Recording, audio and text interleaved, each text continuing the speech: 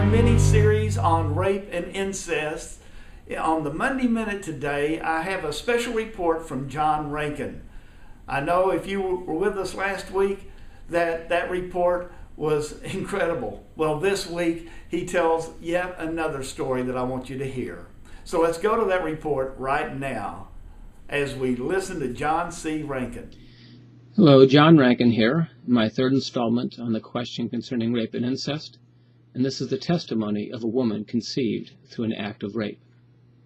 In the mid-1980s, I was addressing an ad hoc forum at the University of Massachusetts in Amherst, in front of the Student Union, outside on a fall day.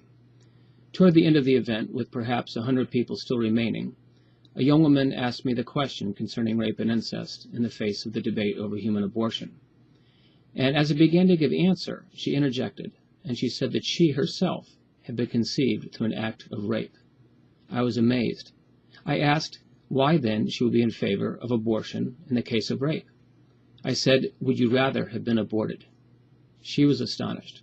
I don't think she had thought of it from that perspective before, thinking only about the well-being of her mother.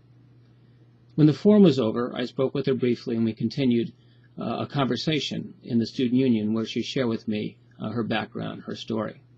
Her mother had been raped in a West Virginia coal mining town at the age of 11 by a man that was known to the whole town, where everyone knew everyone. Therefore, great pressure was exerted upon her by her family to have an abortion. They did not want to have the reminder of such an evil act committed in their midst by giving birth to a rape child. And so this young woman, this 11-year-old, with great courage said no, and she gave birth to her child a year later, as a result of which she was treated as dirt in the subsequent years, and her daughter as double dirt. But her daughter didn't perceive that pain as much as she saw the pain of her mother, and thus her motivation. So in the midst of this conversation, I looked straight at her, and I told her that she was made in the very image of God. It did not matter that she was conceived through rape.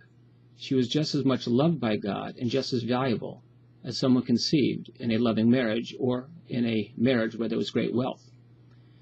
As I shared these words, I could see they were water coming to a dehydrated soul, and that if I continued to speak too much more, I might flood her with too much of God's grace. And so I ended the conversation there. But by God's grace, her courageous mother was someone her daughter could emulate, and also know that she was not double dirt, but indeed she is made in the very image of God.